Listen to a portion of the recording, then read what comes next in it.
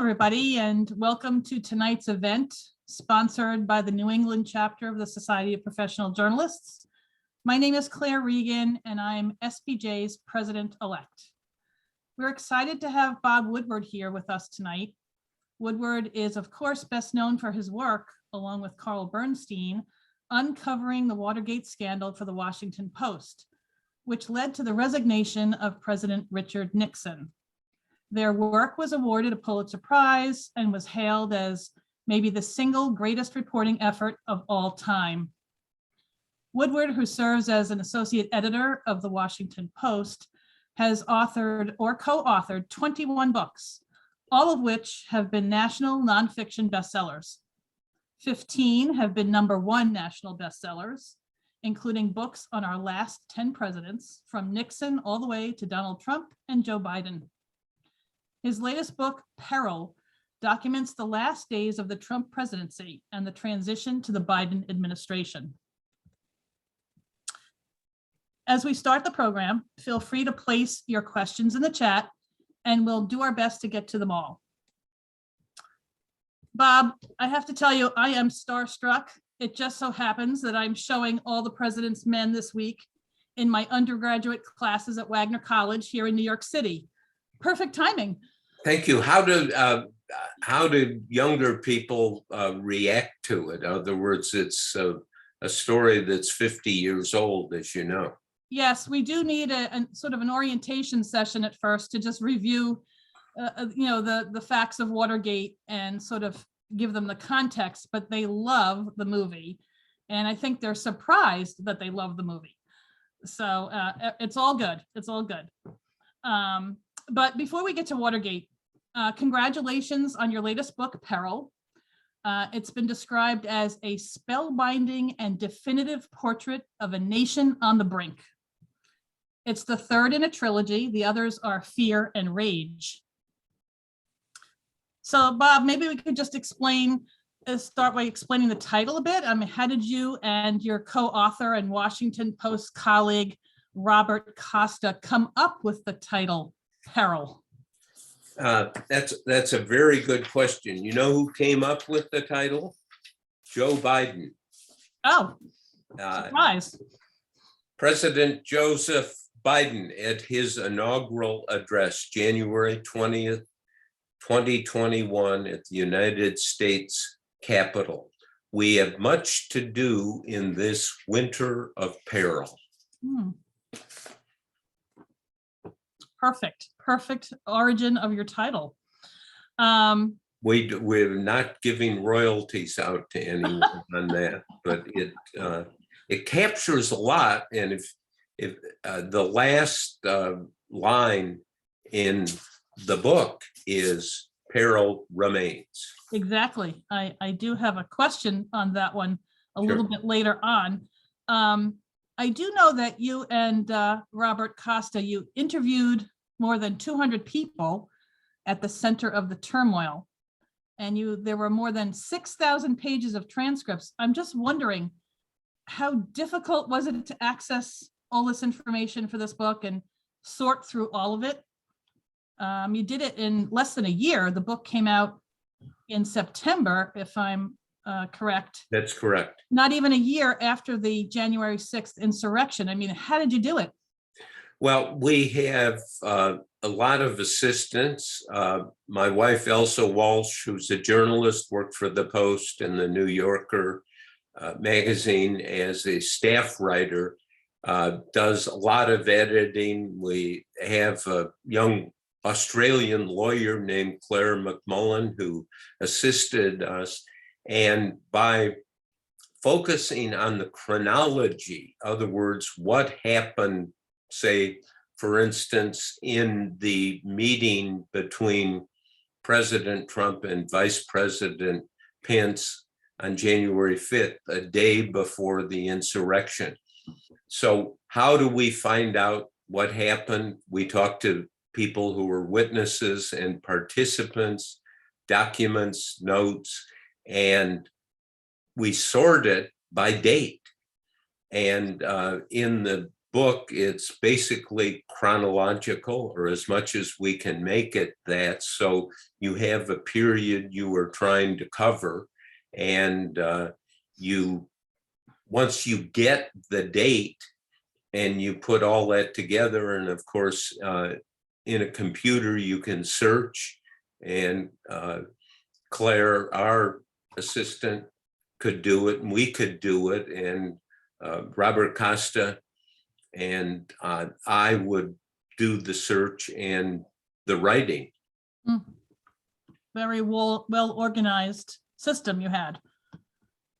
And how did that compare? There were 2 years of fact gathering on the Watergate story.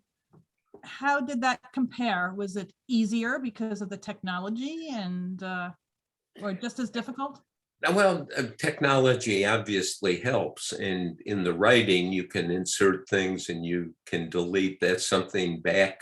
There's a picture of me with my old typewriter doing a draft of the second Watergate book almost 50 years ago, and it's much more difficult to move things around and so forth. But the big advantage was I'd done 2 books on Trump before this, and Fear and Rage. And in Rage, the second book, interestingly enough, the title Fear comes from Trump.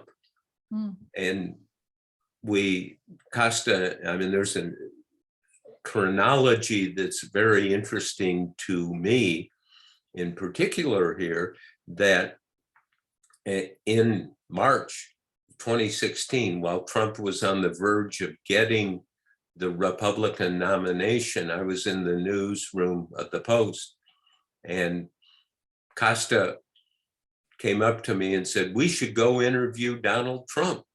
And I said, "That's a great idea." And he said, they're taking him seriously, but not seriously enough. Conventional wisdom that Hillary Clinton was going to beat him. And so Costa and I sat down, prepared questions, not about daily news events in the campaign, but about what it's like to be president and what you do as president.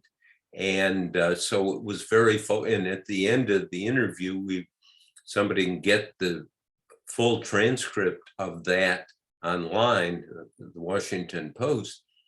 Trump said, "These are interesting questions. No one's asked me these questions before."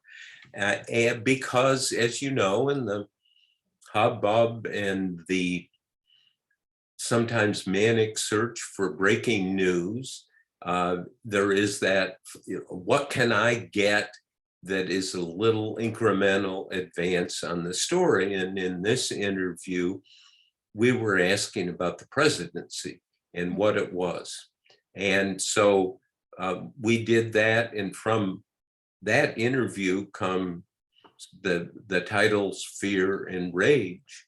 And then after that, Costa and I decided we would work together on this book, Peril. And we were just putting some of this together. We did a first draft of that book in 5 months, all the reporting, and some 300 pages. And we added a couple of 100 pages in the next 2 or 3 months before the book came out. But it was 5 months of intense work. It sounds quite grueling. Sounds like 24/7 you were working on it. No, that's a myth. You can't work 24/7, or at least I can't efficiently. But Costa, I don't know, he's now 37. I'm twice as old as him, and he knows the Congress and the Republican and Democratic parties like no one else. He is a workaholic. He would do 8-hour interviews Wow. that are taped with the permission of the person. Mhm. And you go through 8 hours of somebody significant, what happened here, what happened in January, February, March, and right up to before the campaign. So you get just a lot of, that's the 6,000 pages Yeah. of transcript that we used. How did you team up with Costa? Did you just strike up a conversation in the newsroom one day, or how did it come about that you partnered on it? We had done that interview of Trump in 2016, and as I was trying to see if there was a third book, and it was pretty obvious there was a third book in this, I asked him, and we talked about it, and he agreed to, we literally both, he was working full-time at the Post and took a leave to work on this. I'm an associate editor, which is,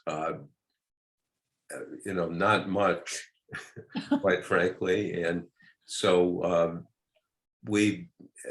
I worked with Carl Bernstein for years, even as recently as today. We're doing some work on a piece for the Washington Post and the 50th anniversary edition of All the President's Men. And so it's, a lot of back and forth ideas, drafts. Yeah. I guess, and the two of you and Costa, are certainly Washington insiders. Would you consider yourself a Washington insider, or I don't. Perhaps you don't like that brand? I don't know. That suggests that somehow we're close or friends with the people we write about. Yeah. And suggest that.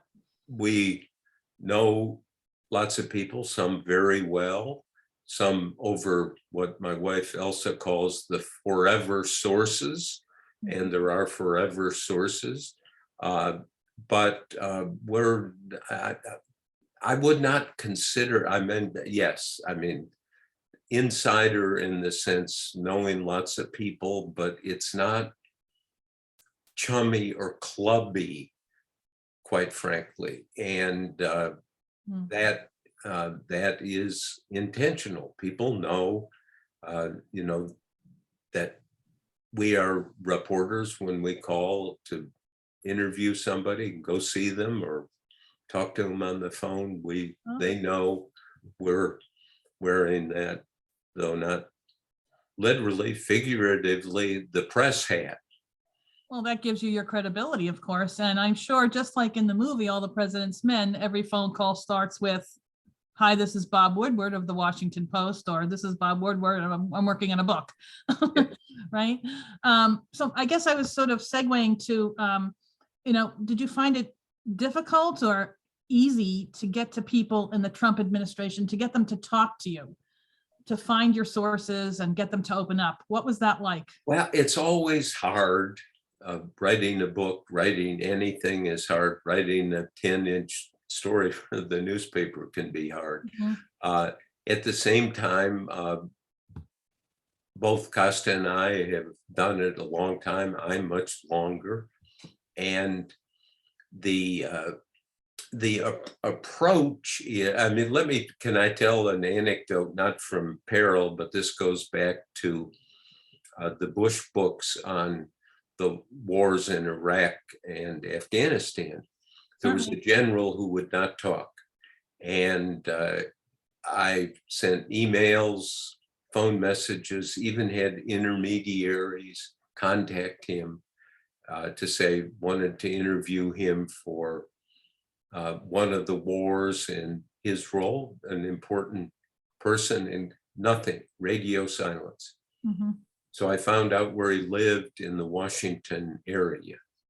And quite honestly, I'd become lazy, having people over the house or arranging interviews, and learned from the Nixon case and working with Carl Bernstein on Watergate, you have to go knock on doors. Sometimes you're going to get the door slammed in your face.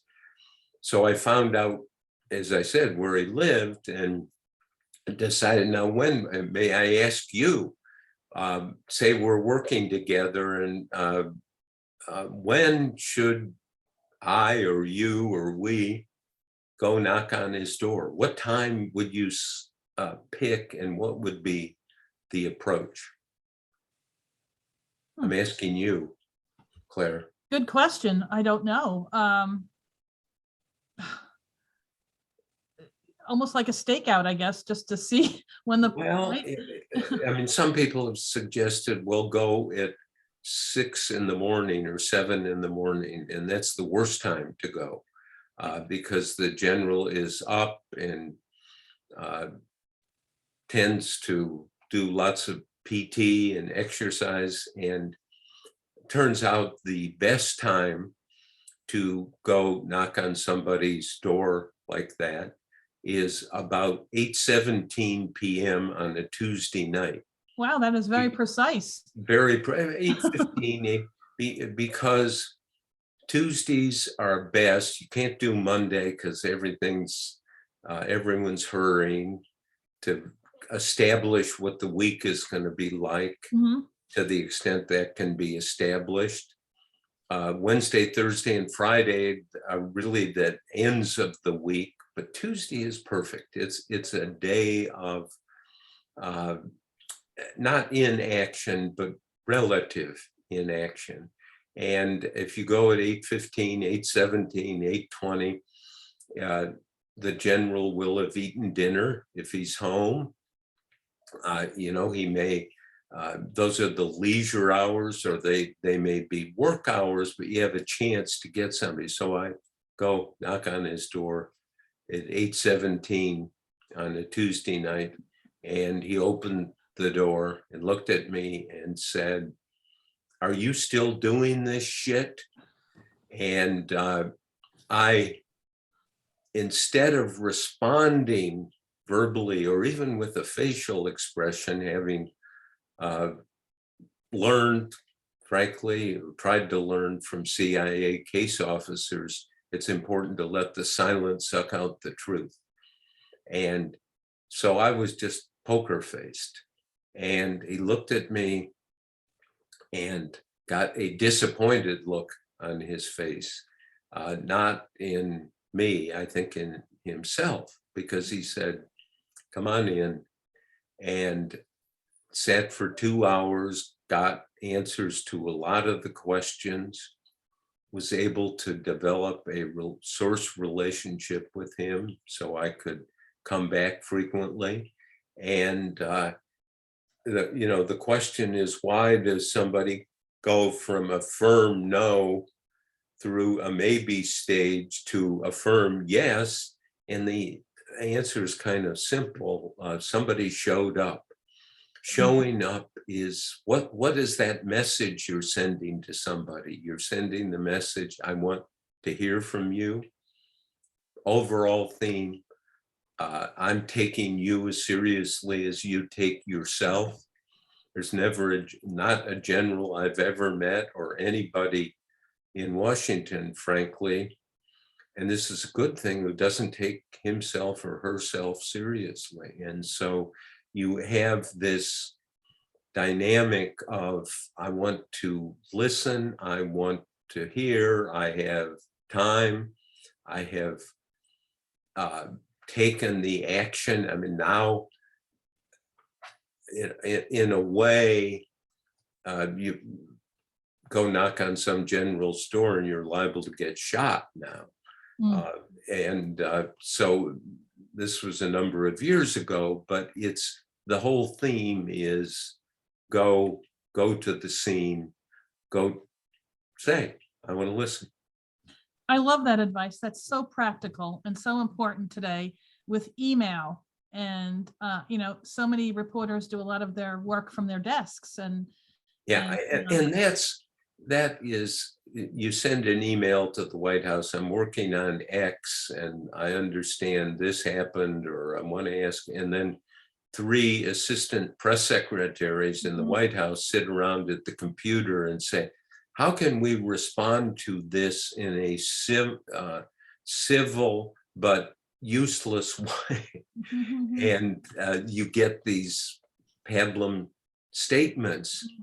And as we all know, and it was Bill Casey, who was Reagan's CIA director, once said, everyone always says more than they're supposed to.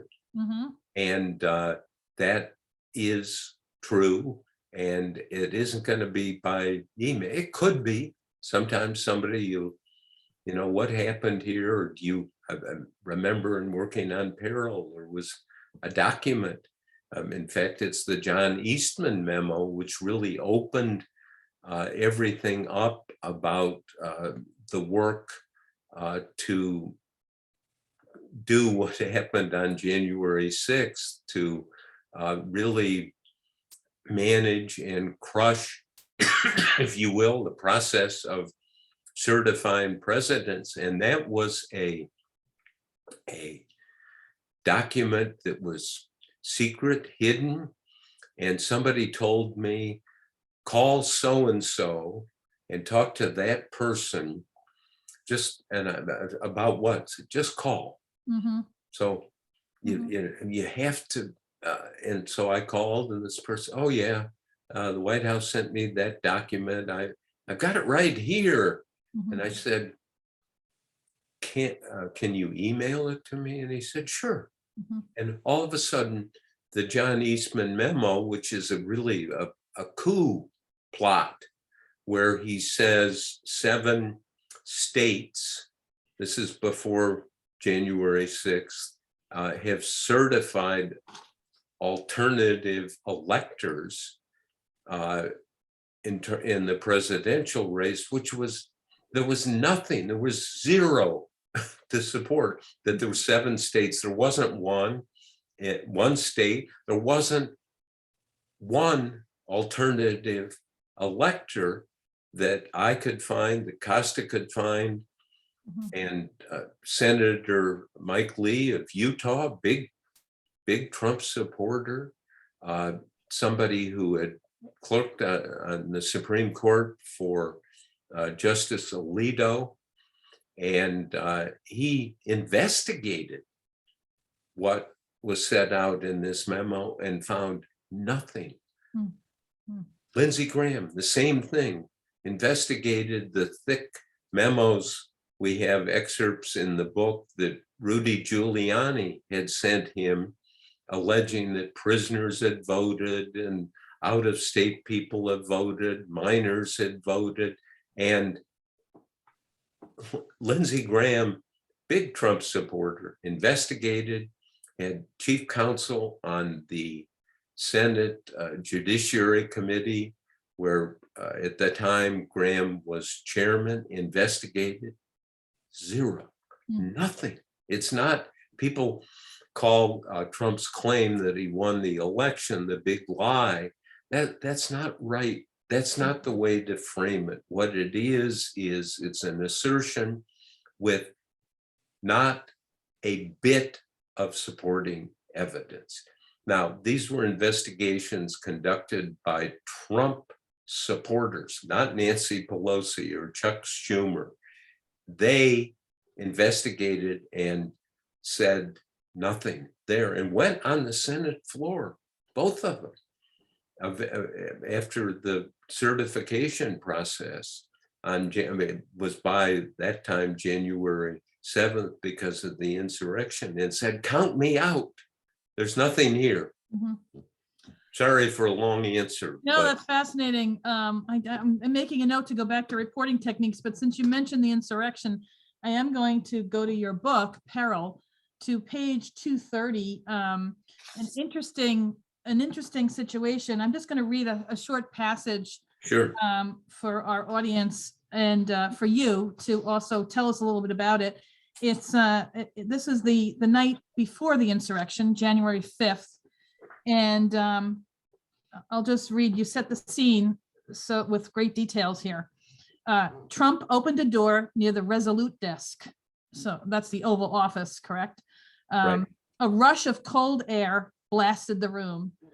The temperature was around 31 degrees Fahrenheit outside, with the wind making it feel even colder. Trump stood there, still, and listened. Through the din of police sirens and the whir of a city, he could hear his people. They sounded joyful. He breathed in the cold air and smiled. Trump left the door open. The muffled soundtrack of excited screams and yells from his supporters filling the room. Trump called his press secretary, Kayleigh McEnany, and her deputies into the office. His director of social media and former manager of his golf club in Westchester, New York, Dan Scavino, sat on a couch near the president. As staffers filed in, some began to shiver. Still, Trump did not close the door. A couple whispered they were freezing as they stood at attention. The noise outside grew louder, almost like a party. "Isn't that great?" Trump exclaimed. "Tomorrow is going to be a big day." "It's so cold, and they're out there by the thousands," Trump said. Can you take us there for a moment, Bob, and explain sort of the context of that anecdote? Well, of course, it's the day before the insurrection, and the people outside that Trump can hear as he's opened the door are the people who marched on the Capitol. They are his supporters. That is one of the 20 pieces of evidence that he was the instigator and the supporter of the January 6th insurrection. But before that, we have a scene in which Trump calls in Vice President Pence to the Oval Office. And Pence is the person, according to the Electoral Count Act and the Constitution, who oversees the counting of electoral votes in a joint session of Congress. And Trump is pressuring Pence, Mike, you can do it. You can just get up there and declare me the winner. Trump, of course, would have been Pence as vice president reelected if that had happened and reached some kind of fruition.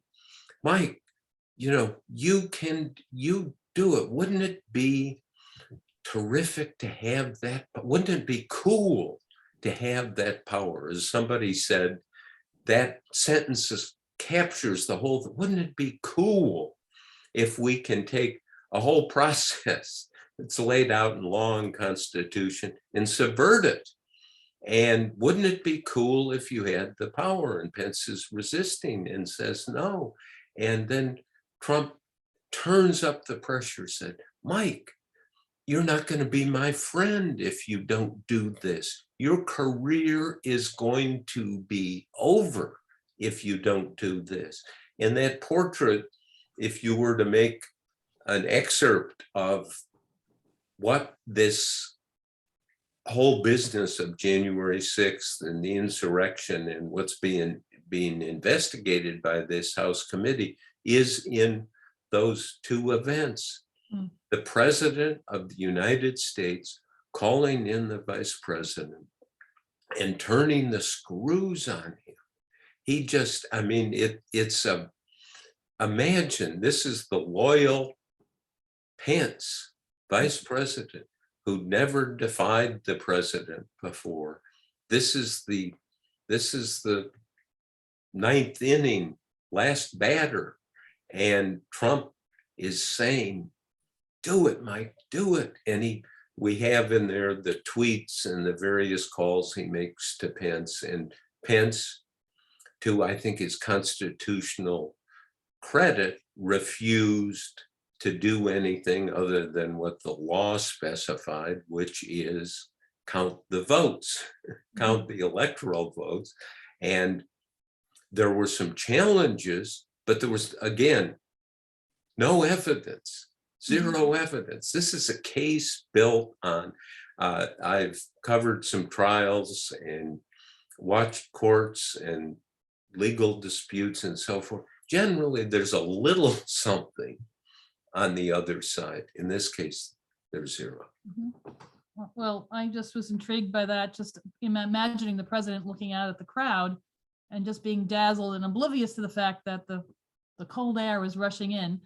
But another pivotal moment in the book is when Mark Milley, chairman of the Joint Chiefs of Staff, assures his counterpart in Beijing that he will warn China if the US plans to attack.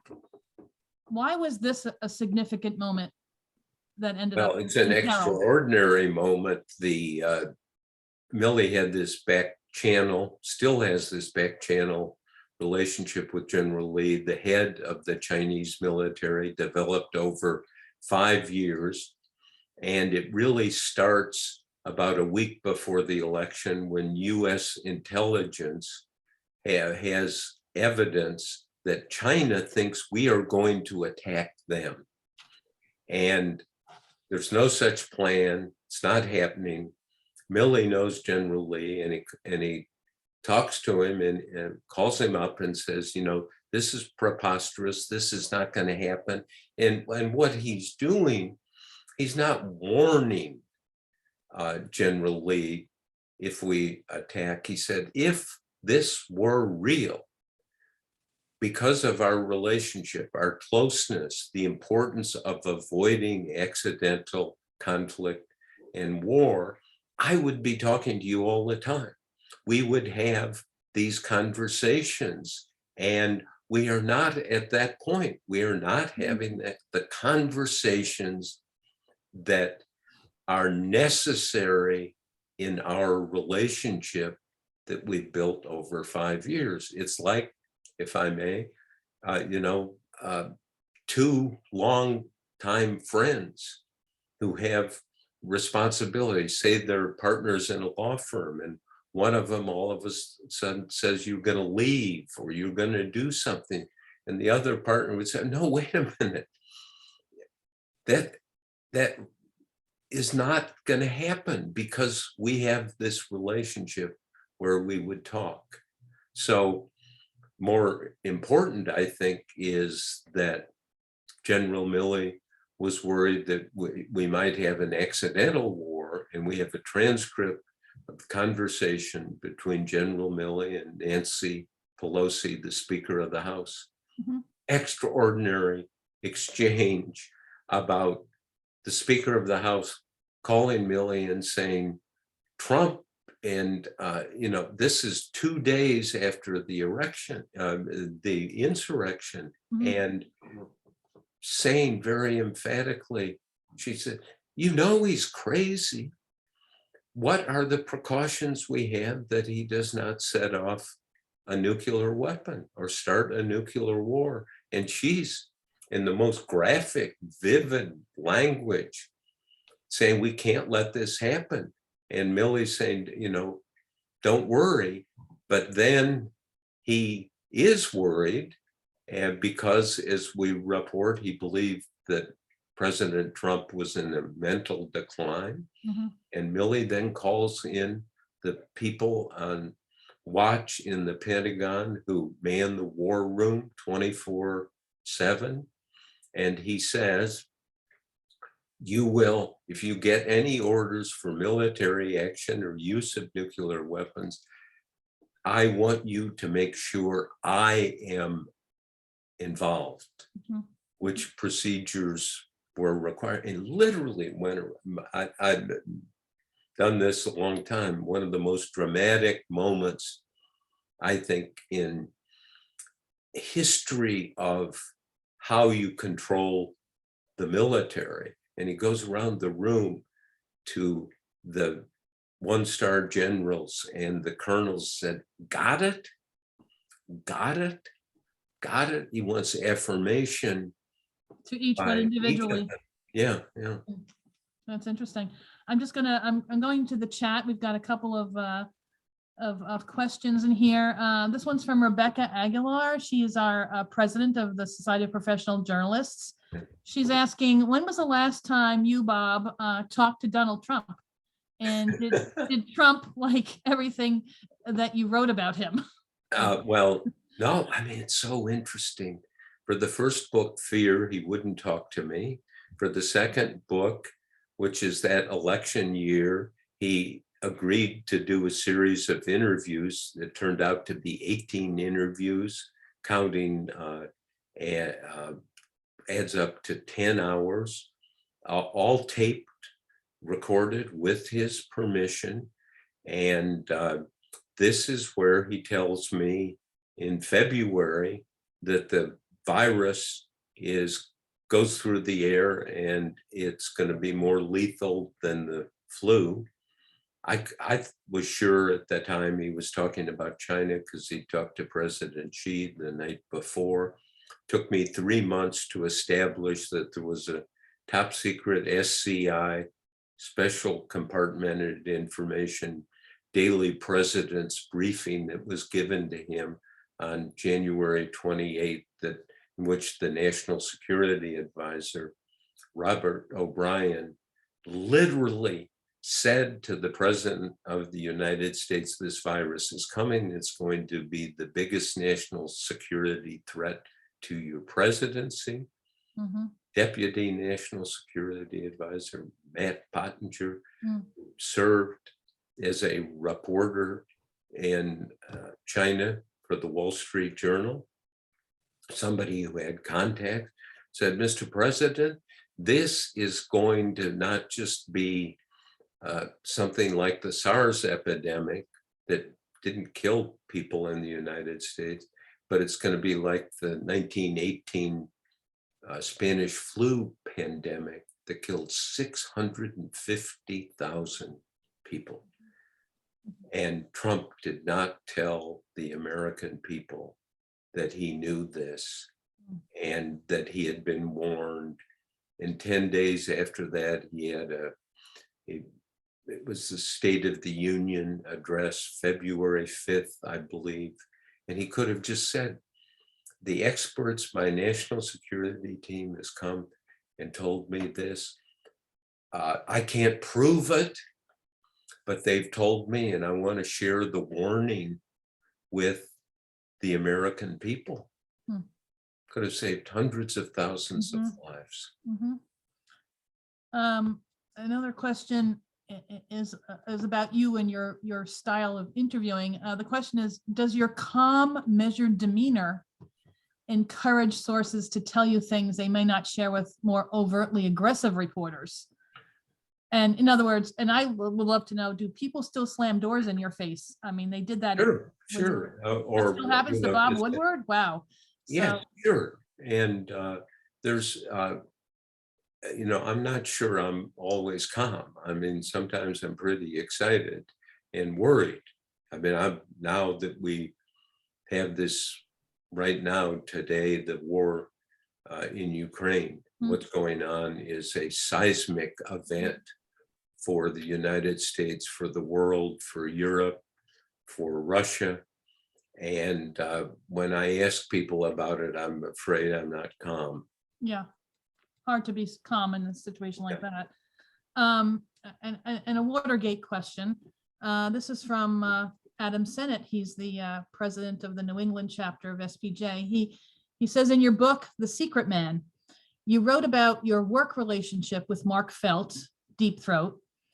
What was it like to have him as a source? And did you find him challenging to work with as a young reporter, given his stature? Well, that's a good question. I had worked for the Post for 9 months when the Watergate burglary occurred. So I was starting, and I had met Felt when I was a courier taking top secret documents to the Nixon White House for Ed Wilmore, who was he was chief of naval operations at the time, and I was assigned as a watch officer in the Pentagon.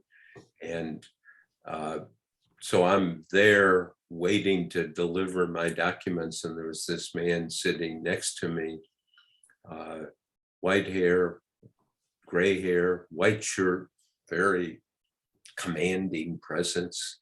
And we're all waiting a long time. They often made you wait.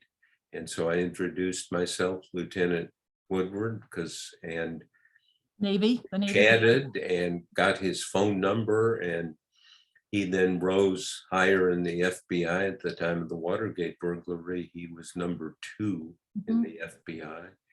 And he agreed to help and set up meetings at 2, 3 a.m. in an underground parking garage. And I kind of thought that's normal.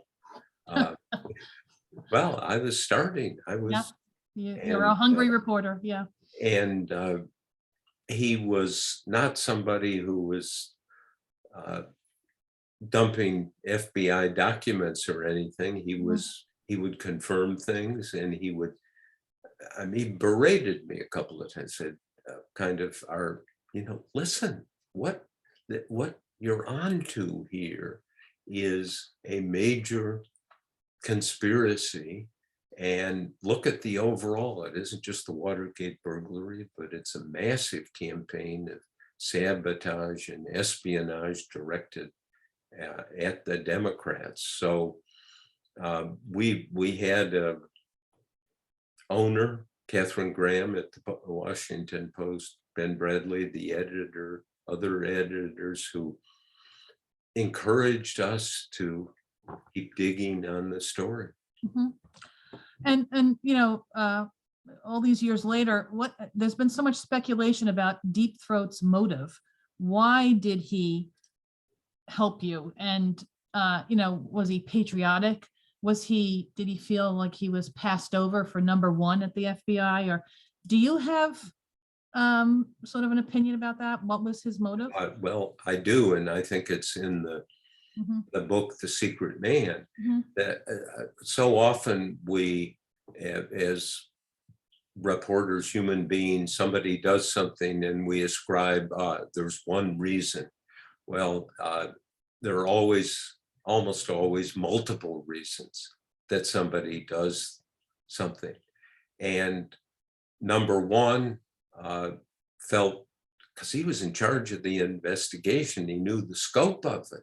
He realized that there was a massive illegal campaign going against the Democrats, and the tampering with the electoral system. Like as Senator Ervin said, the Nixon plan was to destroy the process of nominating a president and electing a president. It's spectacular what they did in derailing the Muskie campaign.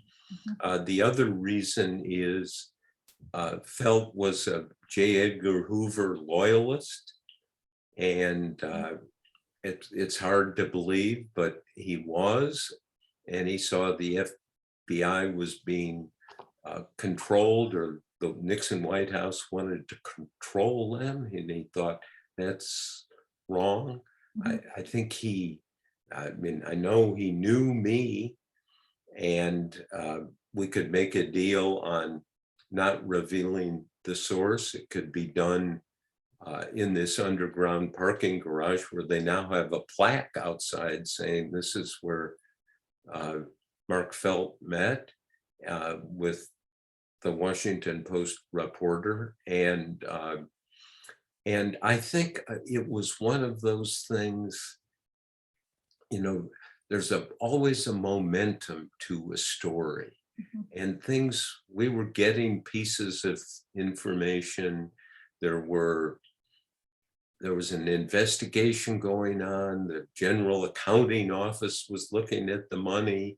One of the House committees, the Banking Committee, was looking at this. There were little pieces coming out. And here's a man who saw it all. And when, in a sense, it's like the knocking on his door, showing up, listening, putting pressure on him, but not in any untoward way. But I want to understand. While we're on Watergate, this June 17th will be 50 years since the break-in in 1972, if I did my math correctly. And the night the 5 burglars were caught in the Democratic National Headquarters. Are you ready to mark that 50th anniversary, Bob? Yeah, the Washington Post will, and Yeah. Peril and I will. We have a 50th edition of All the President's Men that will That be sounds coming exciting. out. Yeah, tell us Pardon? about that. Is that a book? Is that? Yeah, yeah, it's tell us the about book, that. All the President's Men, with a new foreword that we're writing now about 50 years, Watergate at 50. What happened? What does it mean? What is our experience? Mhm. And it also will include the 40th anniversary essay we wrote about Nixon's 5 wars of Watergate, which is, see, we discovered at the 40th anniversary that the Watergate we wrote about in 1972, 1973, 1974, before Nixon resigned, is not the Watergate we know about now, that there were 5 Nixon wars. The first war was against the anti-war movement 2 years before Watergate. The second war was against the press. You may recall 17 wiretaps on reporters and White House aides, a unit in the White House called the Special Investigations Unit, run by Howard Hunt and Gordon Liddy, to investigate leaks. They were then transferred over to the Nixon campaign to perform their illegal acts on the Democrats. The 4th war was the war against the system of justice, the cover-up. And the 5th was Nixon's war against history. This is just a blip. This is, so once you package that up and put it together, you realize Watergate had dimensions and depths of criminality and secret plotting that quite astonishing, actually. Of course, Watergate illustrates the power of investigative reporting. Do you feel like investigative journalism can still have the same impact today as it did with Watergate? Sure. You do? Sure. It's good. Good Yeah, news. in the second Trump book, Rage, of all those calls, I mean, pollsters have told me that when he talked about what he knew and what he didn't do in my interviews in public, Trump lost by 45,000 votes, not by 7 million. 7 million in the aggregate against Biden, but if you switch 45,000 votes in Arizona, Wisconsin, and Georgia, Trump would be our president today, would have won. And there were, 140 million votes cast. Pollsters say that airing of his negligence and indifference to the public interest, the national interest of getting his arms around the virus, changed votes. Now, can't prove it, but I've had some of the wisest pollsters say Trump's gone because he exposed, it wasn't, whether you call it investigative reporting or not, he exposed himself to be direct, the crime of negligence. I once asked him, what's the job of the president? To protect the people. Very good definition of the job of the president. The failure to protect the people is, you can't calculate it. It is, so that happens. So the process of reporting is so important. Glad to hear that investigative journalism has still has impact.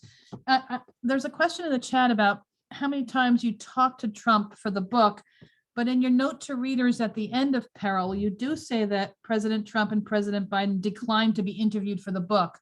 Maybe you could just clarify.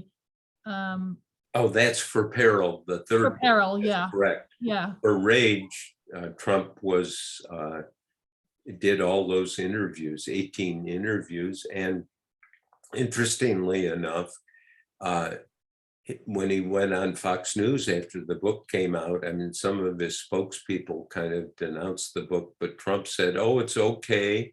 I said some great things in that book. So you always let somebody, well, have his say. He has his say.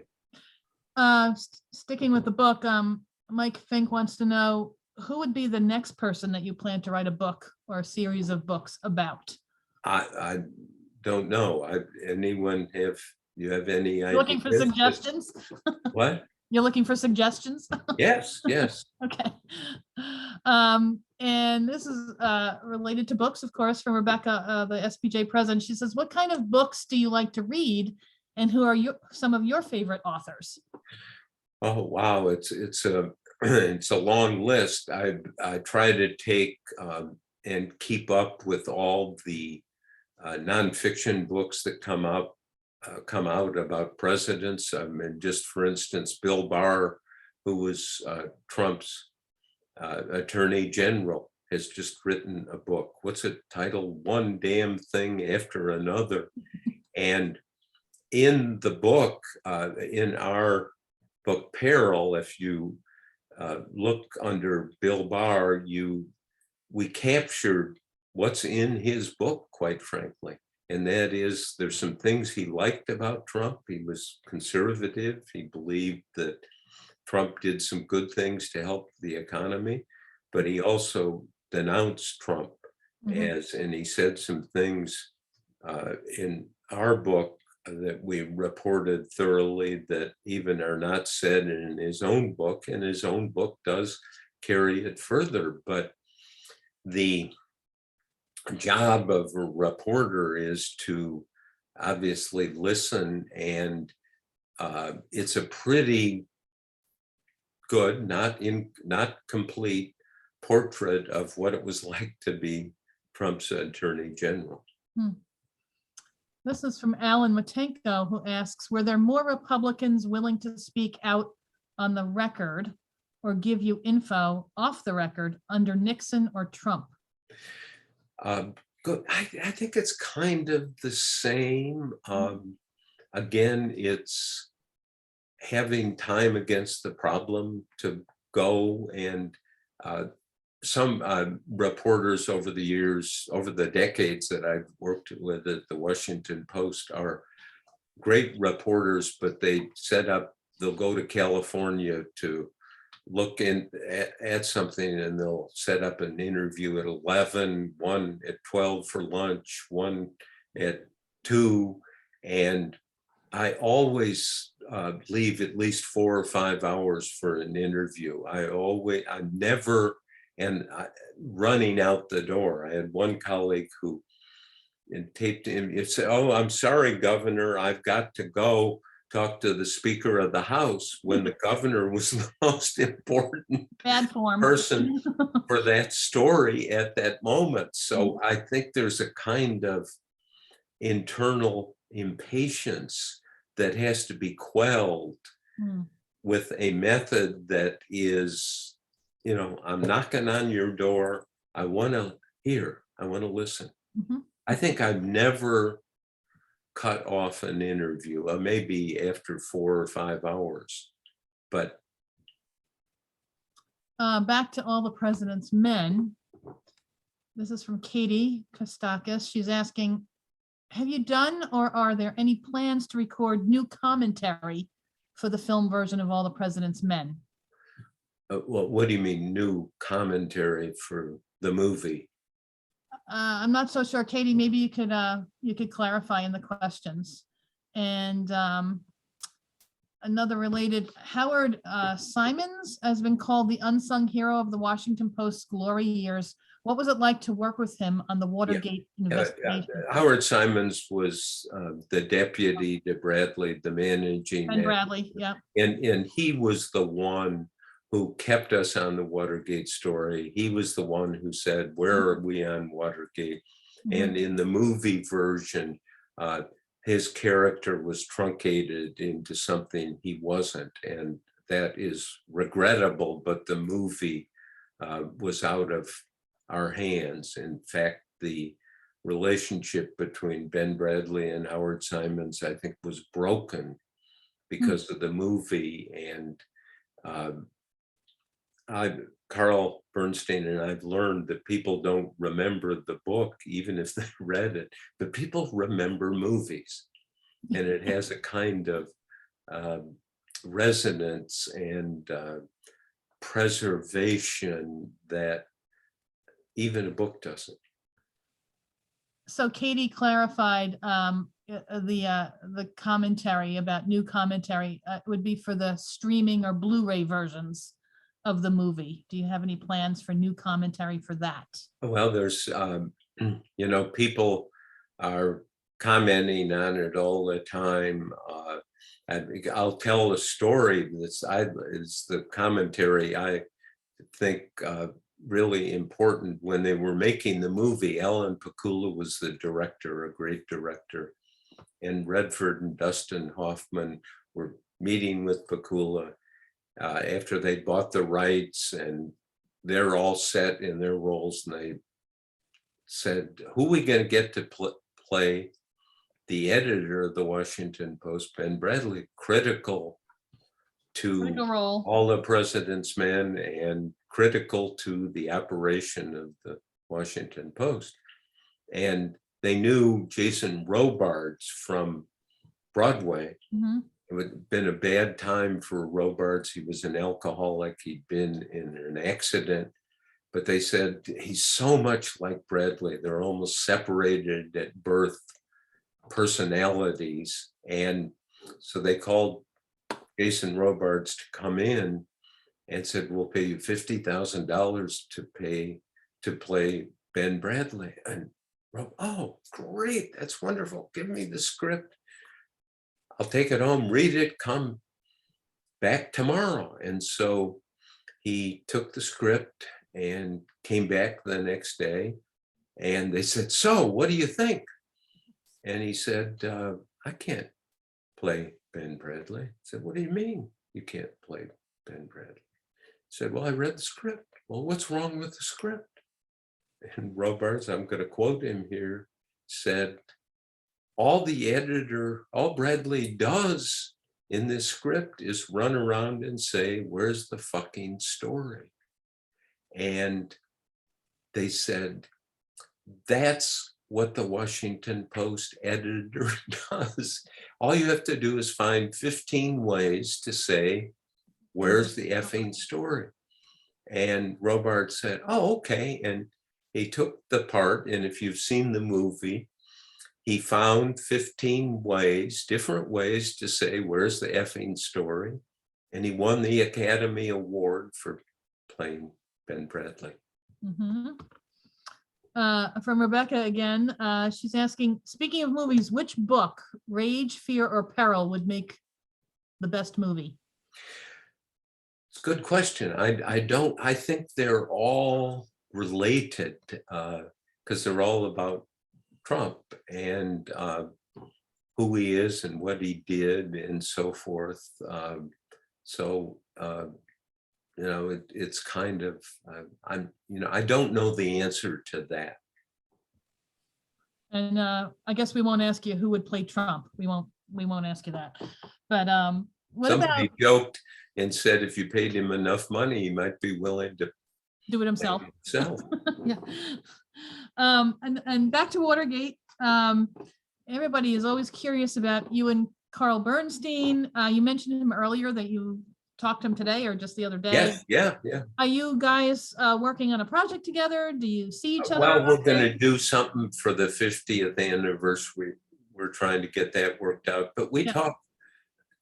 You do? As much as two people can who aren't living together.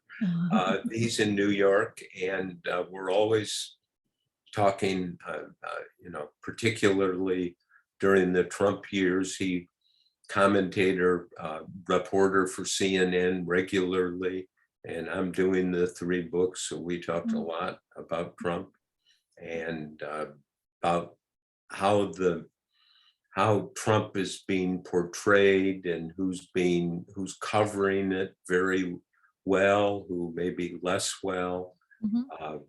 Important for journalism that the coverage of Trump be very aggressive and tough, but also designed to make him human. As I spent, and a lot of people don't want to hear that, but as a reporter, you have to do that, and that's part of the Trump story. How did he gain the presidency? And I'll tell one quick story. The first interview I did with him for Rage, so this is December of 2019, going into the election year. We're talking about 2016, and how did he win the first time? And I had been reading Barbara Tuchman's book, The Guns of August, about the cause of World War I and what happened. I mean, it's a brilliant book. And I wasn't going to raise a book with Trump because he doesn't read books. And so I tried to condense some thoughts that Barbara Tuchman had about World War I, and her thought was that before World War I, the old order was dying. And so I said to Trump, we're sitting in the Oval Office, and he's got pictures of Kim Jong-un, the North Korean leader, the top secret letters between the two of them, and his judicial appointments, a nice form, I'm appointing you, Claire Regan, to be a federal judge in a certain district or something like that. And so I just said to Trump, on 2016, I think you figured out that the old order was dying in not just the Republican Party, but the Democratic Party, both parties. And there's a big grandfather clock in the Oval Office. And I just pointed to it, and I said, you seized history's clock. And he jumped in his chair. I wish I had a video of it. Yes, that's what I did. And I'll do it again in 2020. He did not, of course, but he in his way, and you need to work toward understanding him, just like we need to, as we're in this war period, we need to understand Putin. Yes. And dig into who he is. And I have a lot of Putin stories in the 3 Trump books. And so the idea of history's clock, the idea of old order dying in both parties, I think it really did. And he did come along, and we need to understand that, whether we like it or don't like it. And it's not useful, at least for me, to have, I could talk with him. He never screamed at me, never hung up, never yelled. There are 9 hours of Trump tapes that have not been used. And they're all on the record. And at some point, maybe we'll put out a book of the rest of the Trump tapes. It's an excursion into his mind. Well, some of your conversations are online. We can listen to those. We can. Yeah, some of them, right? But we didn't do them all. Not all, yeah. No. Yeah. Back to the book again, just and we're wrapping up in a few minutes. So if anybody has some final questions, please throw them into the chat. But, you know, I'm on page 418, the end of your book, Peril. And you ask, could Trump work his will again? Were there any limits to what he and his supporters might do to put him back in power? Peril remains are your two final ominous words in your book. Maybe you could just explain how you leave the readers with those two words. Well, because he's liable to run. Yep. I mean, I tend to think he is running. Now things can change. And I think this is not a political judgment. This is an evidentiary judgment. I think he abdicated his responsibility to protect the people and with the virus. And so he remains as a peril, the virus. Now we have Putin and the war. I mean, I, in the last 2 weeks, have read about 7 or 8 headlines that all contain the word peril. Yeah. Because that's the condition. The last thing, if you'll bear with me, sure, a moment. Catherine Graham, who was the publisher owner of the Washington Post, did something very significant to both Carl and myself. And that is, after Nixon resigned, she wrote a letter to us, a personal letter, and it wasn't on stationery. She had more beautiful stationery than anyone in Washington, probably, but she wrote on a yellow legal pad. And, you know, just like, and this is not, we have it, but this on yellow legal. And dear Carl and Bob, you did some of the stories on Nixon and he resigned. Now don't start thinking too highly of yourselves. And let me give you some advice. She said, my advice is beware the demon pomposity. Beware the demon pomposity. About is important advice that you could give, because we know in journalism, pomposity stalks the halls of not just journalism, but politics, Wall Street, academia, you name it. Pomposity, I mean, just look at Fox News and then CNN or MSNBC, and they speak with a kind of certainty, a kind of smugness, a kind of often pomposity. This is the way it is. There's no way to look at this. And I love Graham Greene, the British novelist, great British novelist who said, do not despise your enemies. Do not despise people on the other side, because there is always another case. They always have a case, and it's your job to understand it. And I think that's so true. It's aspirational. It's what we would hope to do. Sometimes we do, sometimes we don't. But there's much to think about in our business and our responsibilities right now. That's a perfect segue to my wrap-up question, which would be for, you know, we are an organization of journalists and journalism educators. And what advice, you can sort of tack it on to what you were just talking about. What advice do you have for young journalists or journalists starting out or even just trying to survive? What is your best advice? Well,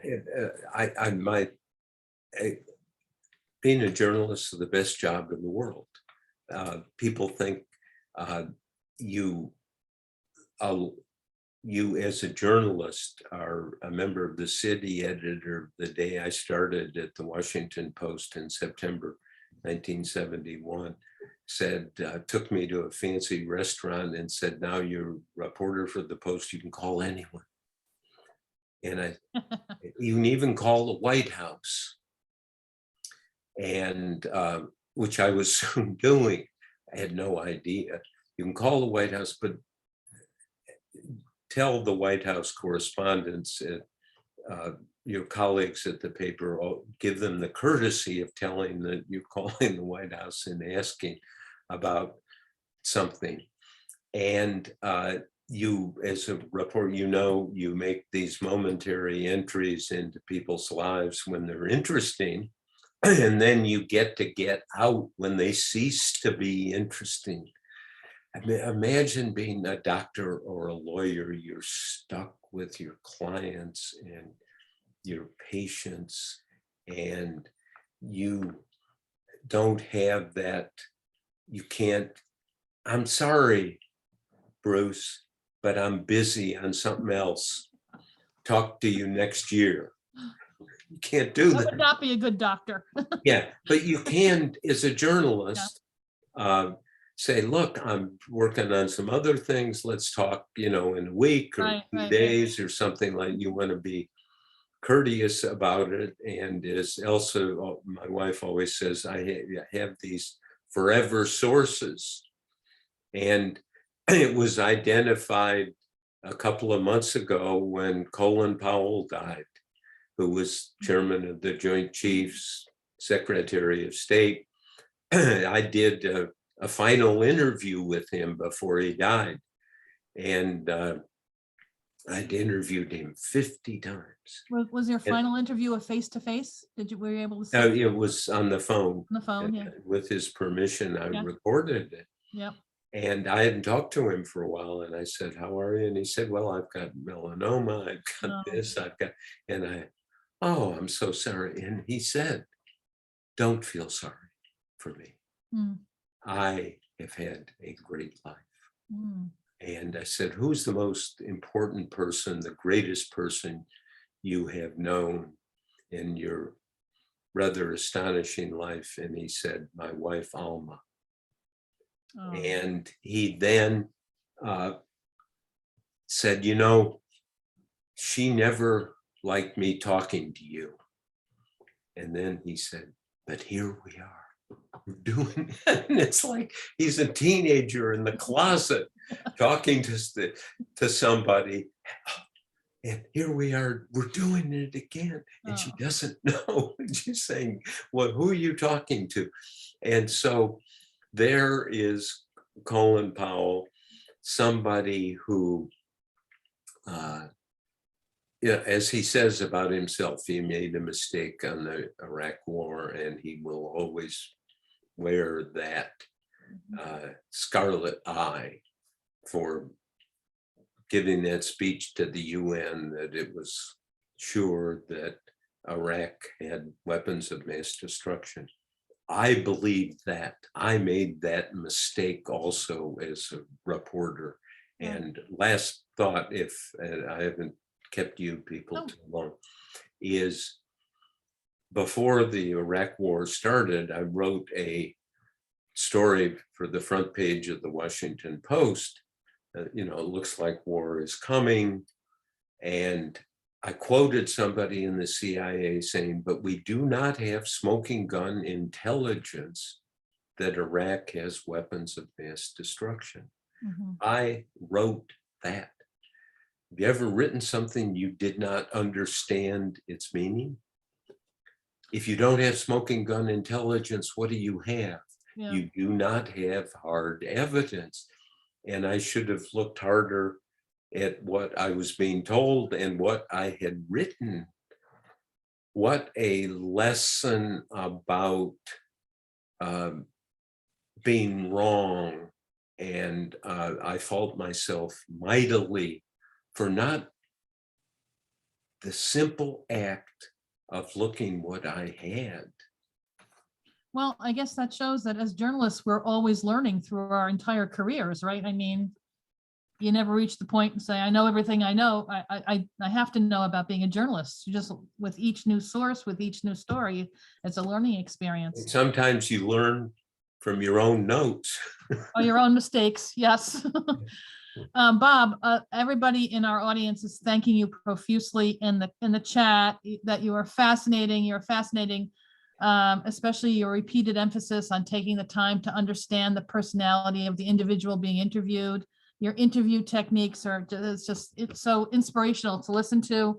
I've learned a lot, especially that the best interview time is Tuesday at 8:17 p.m. Did I have that correct? Yes, It is. Is it Tuesday? It's 8:17, but it's not Tuesday. But yes, I just want to thank you for your wisdom, sharing your passion, your wisdom. You are an inspiration. No, that we're all, it's like lawyers, journalism, you're only practicing.